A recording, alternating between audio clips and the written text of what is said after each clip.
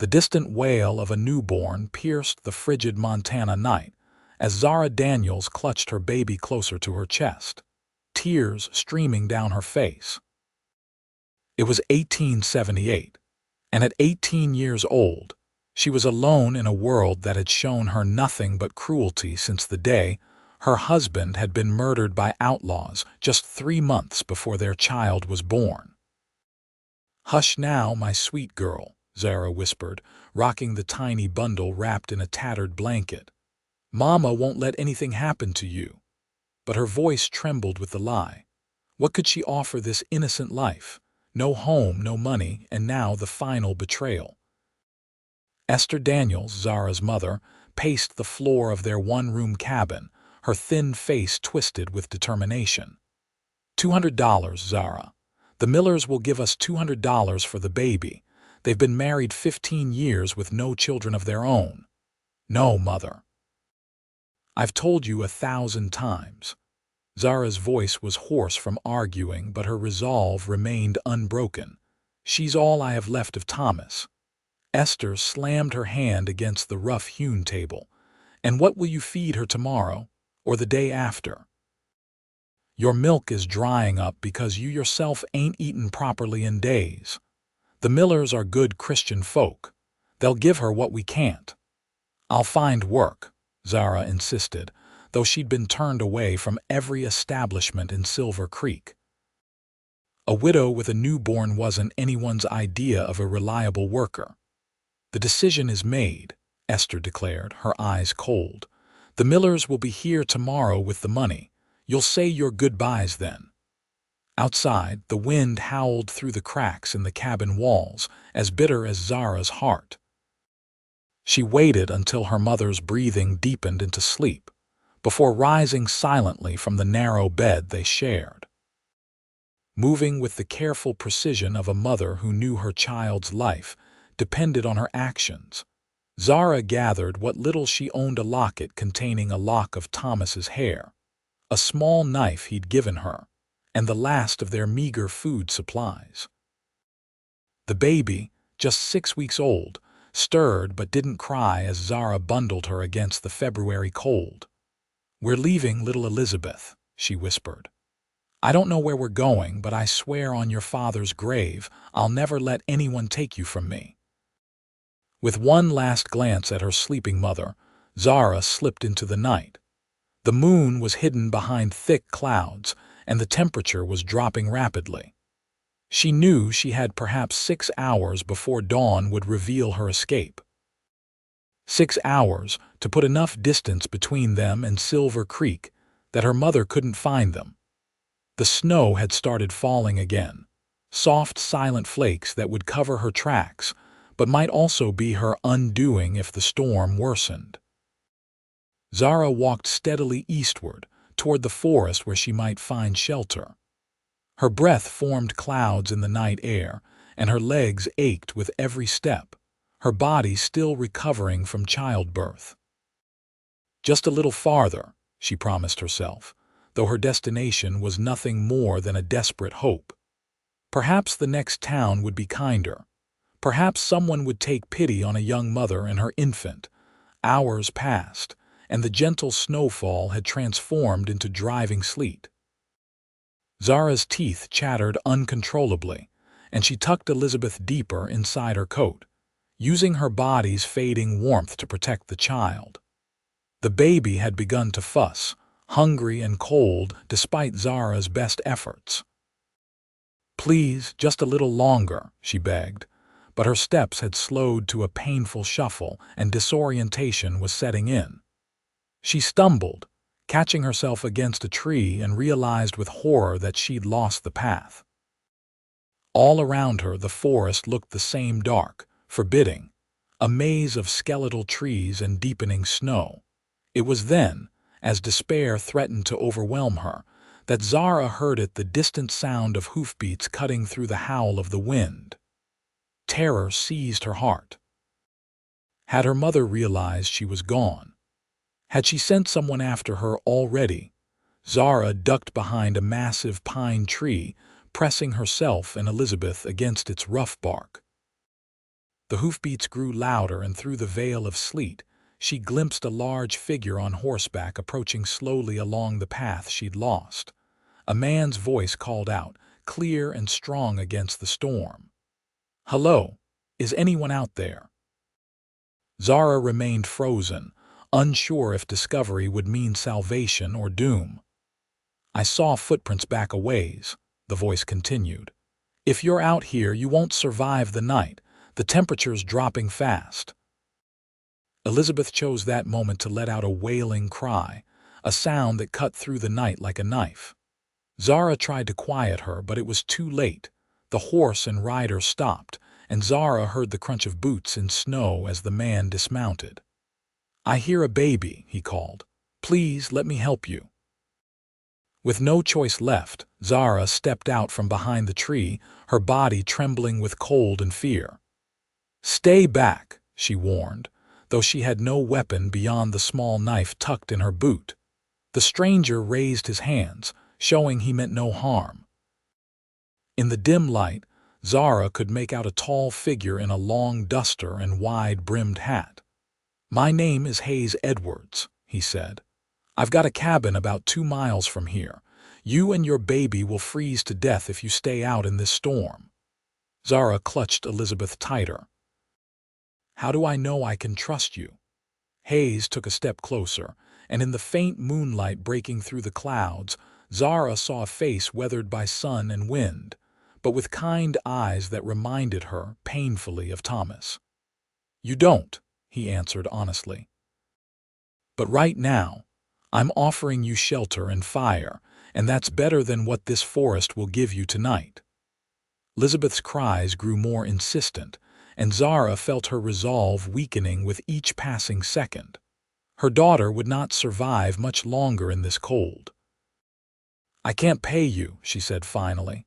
"I'm not asking for payment, madam, just trying to do what any decent man would." He moved toward his horse, a sturdy palomino that stood patiently in the snow. "Can you ride?" Zara nodded, and Hayes helped her onto the horse, adjusting his coat around both her and the baby before mounting behind her. His arms came around her to take the reins, and Zara stiffened at the unfamiliar proximity of a man she didn't know.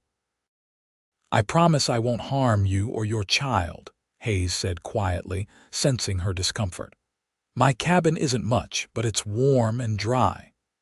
They rode in silence through the worsening storm, Zara's exhaustion finally overtaking her fear.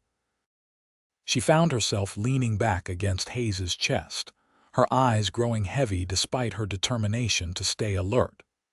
Elizabeth had quieted, lulled by the rhythm of the horse's steady gait. True to his word, within 20 minutes they arrived at a small cabin nestled in a clearing. Smoke curled from the chimney, and the golden glow of lamplight spilled from the windows.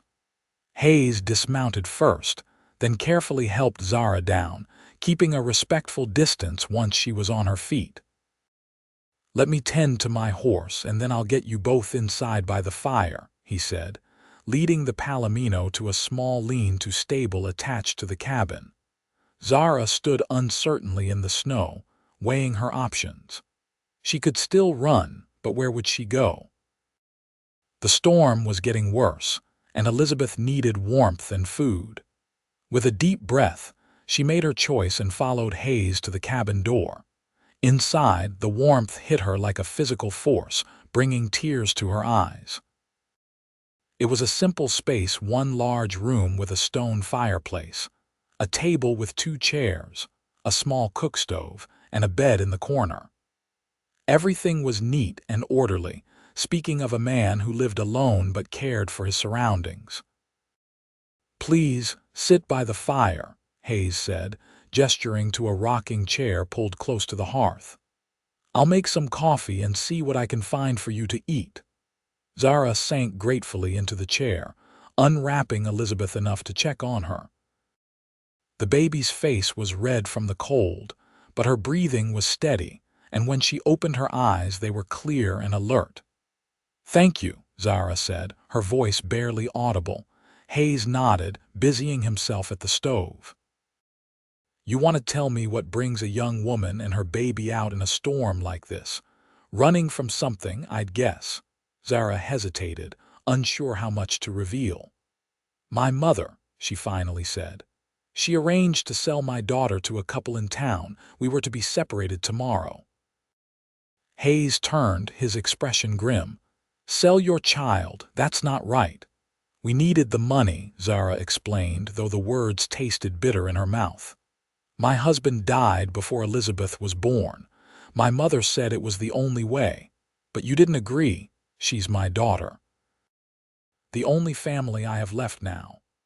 Zara looked down at Elizabeth, who had begun to root hungrily against her chest. I couldn't do it.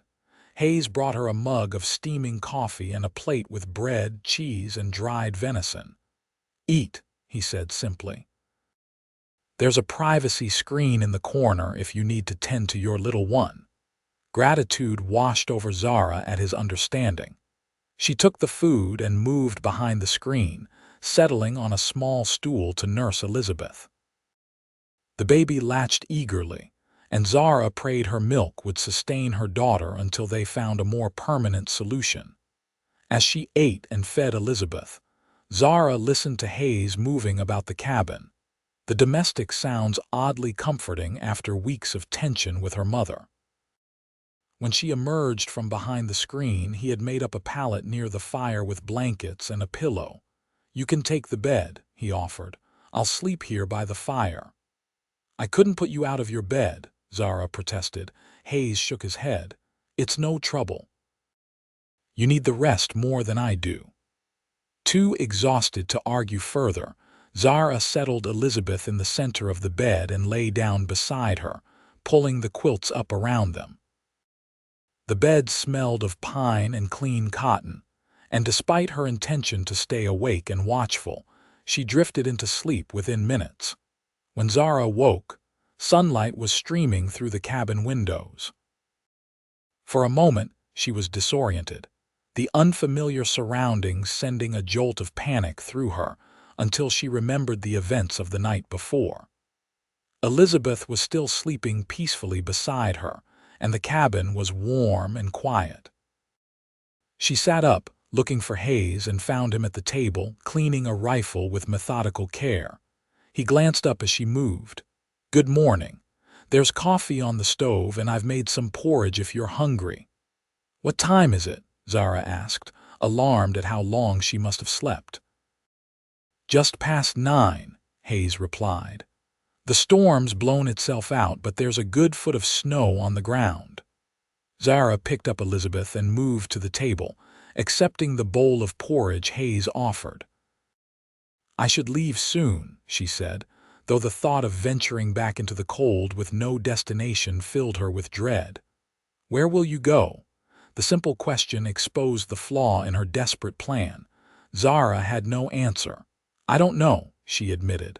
Somewhere my mother won't find us. Hayes set aside his rifle and regarded her thoughtfully. His face in daylight was more handsome than she'd realized last night's strong features. Dark brown hair that curled slightly at his collar, and eyes the color of a summer sky. A thin scar ran along his jawline, testament to some past hardship. I have a proposition for you, he said carefully. I need help around the place. I trap and hunt, sell pelts in town when the weather's good. It keeps me busy, but there are things that get neglected: cooking, mending, keeping the cabin in order. If you're willing to help with those tasks, you and your daughter can stay here until spring. By then, you'll have earned enough for a fresh start somewhere else.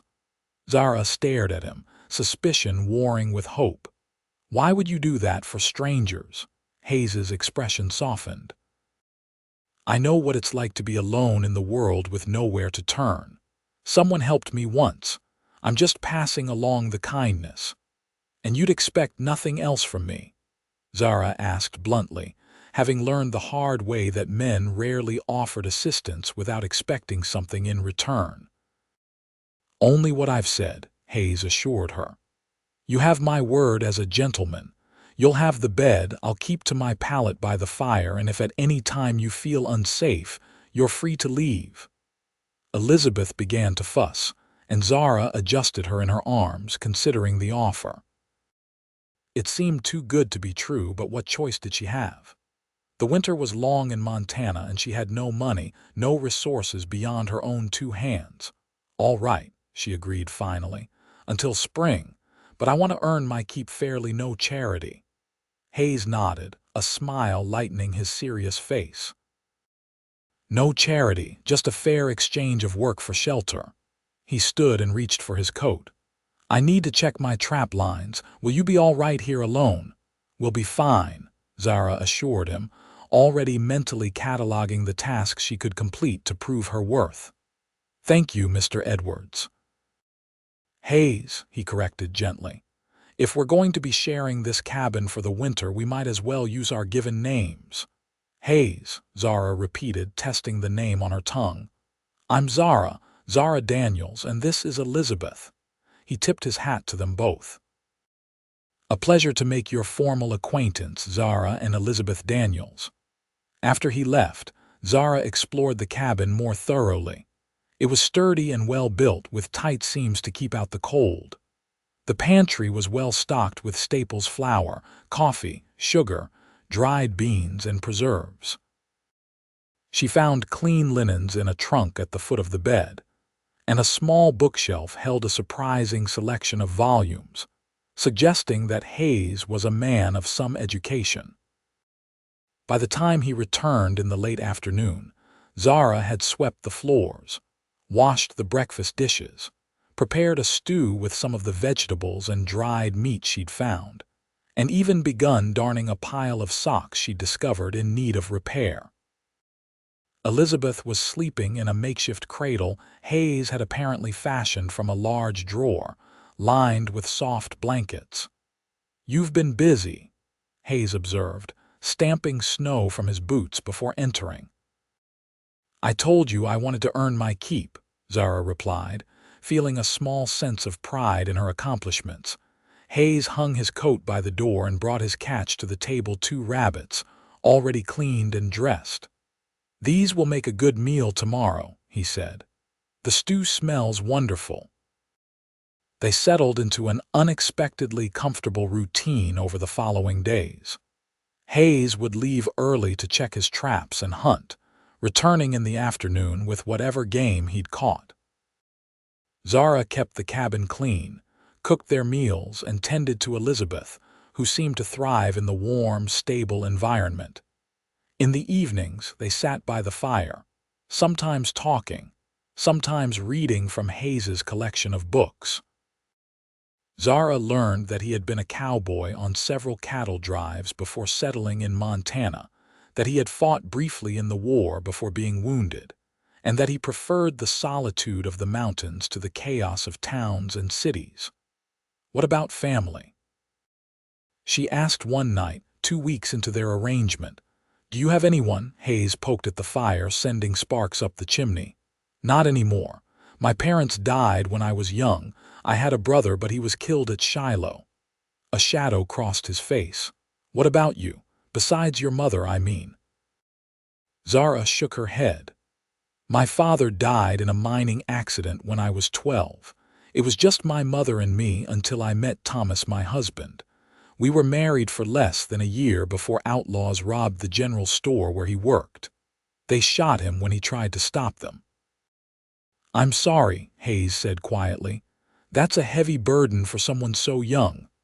"I'm stronger than I look," Zara replied, though tears pricked at her eyes. Hayes smiled. "I don't doubt that for a second." As February gave way to March, the snow began to melt, revealing patches of earth eager for spring. Zara watched the changing seasons with mixed emotions. She had grown comfortable in Hayes's cabin, and more troubling, she had grown fond of Hayes himself. He was unfailingly kind, not just to her, but to Elizabeth as well. He carved tiny wooden animals for the baby, sang old trail songs to her when she was fussy, and seemed genuinely delighted by her developing personality. Zara caught herself watching him more often than she should, admiring his strong hands as he worked, or the way his eyes crinkled at the corners when he smiled. One evening, as Hayes returned from town with supplies, his expression was unusually grave. "I heard something in town today," he said without preamble. "There's a woman asking about a young mother and her baby, offering a reward for information." Zara's heart froze. "My mother," Hayes nodded. "Sounds like it. Said her daughter had stolen away in the night with her grandchild. Made it sound like you were unstable, dangerous even." "That's not true," Zara protested. "I know that," Hayes assured her quickly. "But others might believe her story. She's got the Millers backing her claims, the couple who were going to buy Elizabeth." Zara sank onto a chair, her legs suddenly weak. "Did anyone mention seeing us?" "No, but Silver Creek isn't that far. It's only a matter of time before someone makes the connection." Hayes ran a hand through his hair, a gesture Zara had come to recognize as a sign of his distress. "We need to make a decision." "We," Zara echoed, surprised by his use of the plural. "Yes, we," Hayes said firmly. "I'm not about to let your mother take Elizabeth from you or spread lies that could put you in danger." Tears welled in Zara's eyes at his declaration of loyalty. "Thank you," she whispered. Hayes knelt before her chair, taking her hands in his. "Zara, I need to tell you something. These past weeks with you and Elizabeth, they've changed me. I've been alone for so long, I forgot what it was like to have someone to care for, someone to come home to." He took a deep breath. "I know this isn't what you planned when you ran from Silver Creek, but I care for you, for both of you, deeply." Zara stared at him, her heart racing. "Hayes, I'm not asking for anything," he hurried to add, "just telling you how I feel. And offering a solution to our problem. If we were married, your mother would have no legal claim on Elizabeth. You'd be under my protection in the eyes of the law." Zara withdrew her hands, standing abruptly. "Is that the only reason, to protect us from my mother?" Hayes rose as well, his expression earnest. "No. It's because I've fallen in love with you, Zara Daniels. I wasn't looking for it, wasn't expecting it, but there it is. I love your strength, your determination, the fierce way you protect Elizabeth. I love the sound of your laughter and the way you hum when you're cooking. I even love the way you rearranged my entire cabin within a week of arriving." A startled laugh escaped Zara's lips. "I didn't think you'd notice that." "I notice everything about you," Hayes said softly. "But if you don't feel the same, I understand. The offer of protection stands regardless." Zara studied his face, seeing the sincerity in his blue eyes. Could she trust this feeling growing in her own heart? After losing Thomas so tragically, she had sworn never to be vulnerable again.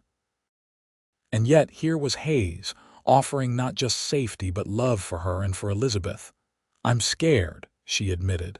"Not of you, but of what I feel for you. It happened so fast." Hayes smiled. "Sometimes the heart knows what it wants before the head catches up. And you truly want us. A ready-made family with another man's child." "Elizabeth is part of you," Hayes said simply. "How could I love you and not love her too? Besides, she's captured my heart all on her own." As if on cue, Elizabeth babbled from her cradle, and both adults turned to see her, watching them with bright, curious eyes. Zara moved to pick her up, and Hayes followed, standing close enough that she could feel the warmth of him. "We could be a family," he said quietly, "if that's what you want." Zara looked down at her daughter, then back at Hayes. In his face, she saw everything she'd been searching for when she fled into that snowy night: safety, kindness, a future. And something more, something she had feared was lost to her forever. "Yes," she whispered, her voice gaining strength as certainty filled her heart. "Yes, that's what I want." Hayes's face lit with joy, and he reached out to touch her cheek gently, his calloused fingers surprisingly soft against her skin. "May I kiss you, Zara Daniels?" In answer, she leaned forward, and his lips met hers in a tender, searching kiss that promised both passion and respect. Elizabeth squirmed between them and they broke apart, laughing. "I think she approves," Hayes said, stroking the baby's downy head. "We should go soon," Zara said, practical concerns reasserting themselves. "If my mother is looking for us, it's not safe to stay here much longer." Hayes nodded. "I've been thinking about that. I have a friend with property near Bozeman Good Land with a solid house already built. He's been trying to sell for years, wants to move back east. With what I've saved and the spring pelts, I could buy it outright." "Bozeman," Zara repeated, testing the idea. "A fresh start. For all of us," Hayes agreed. The next morning, they packed what belongings they needed and loaded them onto Hayes's wagon. The Palomino and a sturdy mare Hayes had acquired for trading would pull them toward their new life. Before leaving, Hayes took one last look at the cabin that had been his home for 3 years. "Any regrets?" Zara asked, seeing the emotion in his eyes. Hayes shook his head. "None. This place served its purpose. It sheltered me when I needed solitude, and it brought you to me when I was ready for love again. Now it's time for something new."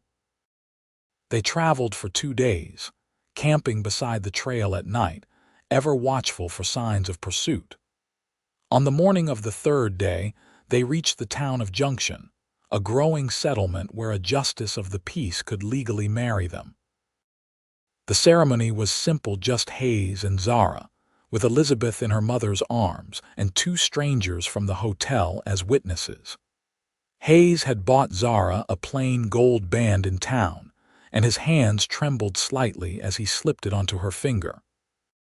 "I, Hayes Edwards, take you, Zara Daniels, to be my lawfully wedded wife," he vowed, his voice clear and certain. "To protect and cherish in plenty and in want, in joy and in sorrow from this day forward, as long as we both shall live." Zara repeated the words, her heart full to bursting as she pledged herself to this man who had saved her in more ways than one. When the justice pronounced them husband and wife, Hayes kissed her with a reverence that brought tears to her eyes.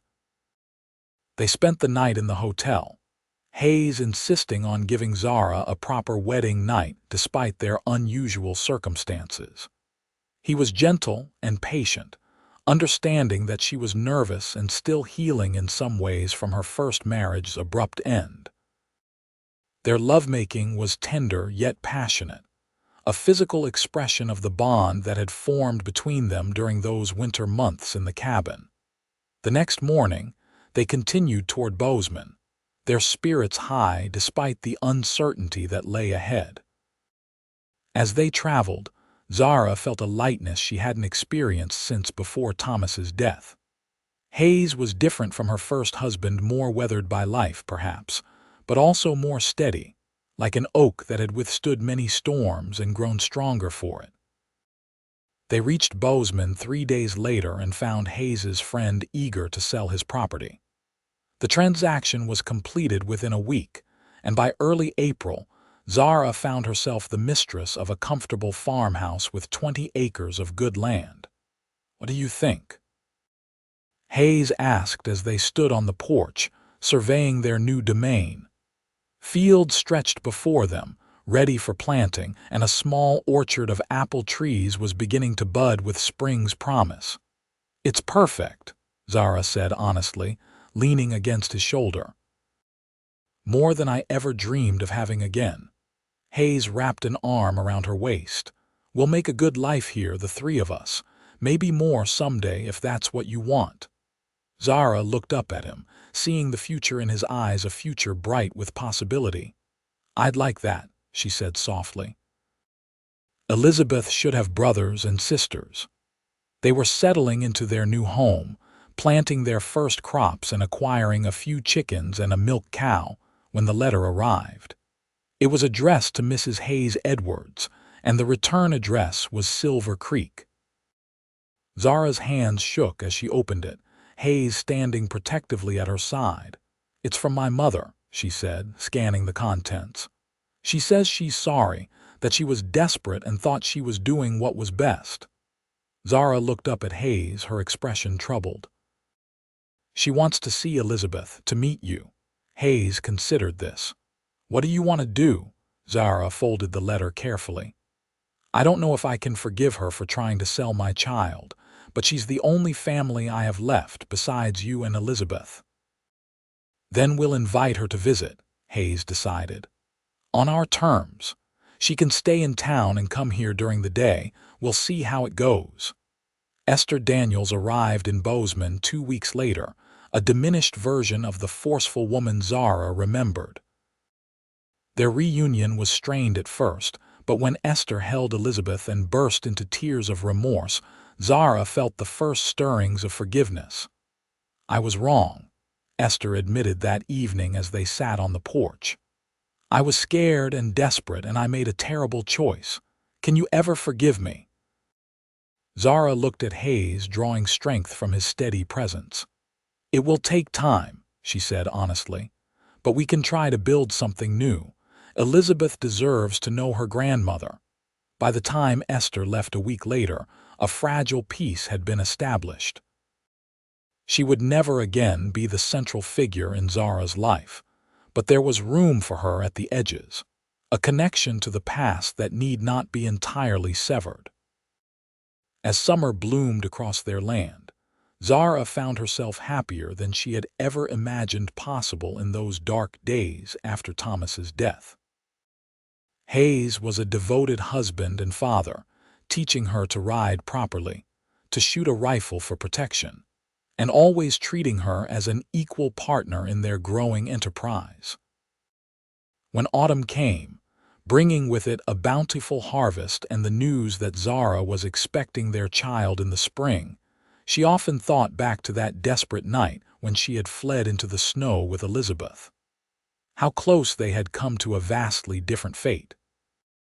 How miraculous that Hayes had found them, guided by nothing more than the sound of a baby's cry in the wilderness.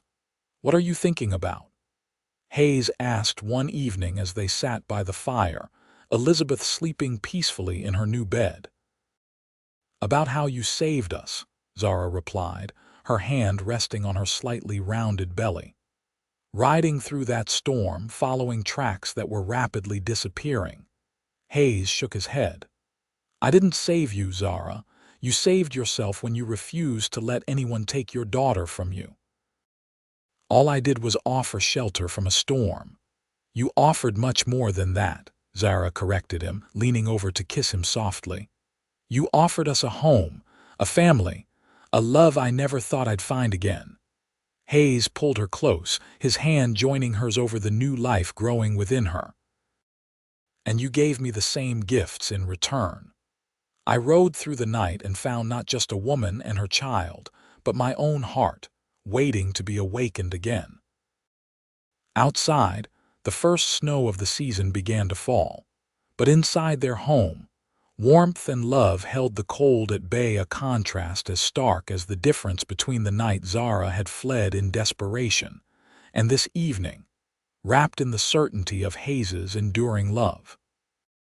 I love you, Hayes Edwards, Zara whispered, knowing the words were inadequate to express the depth of her feelings, yet needing to say them nonetheless. And I love you, Zara Edwards, he replied, his voice rich with emotion. Until the end of my days and beyond. In the quiet of their home, with one child sleeping peacefully and another growing stronger each day, they sealed their promise with a kiss, their love a beacon that had guided them through darkness into light, as sure and steady as the stars above the Montana sky.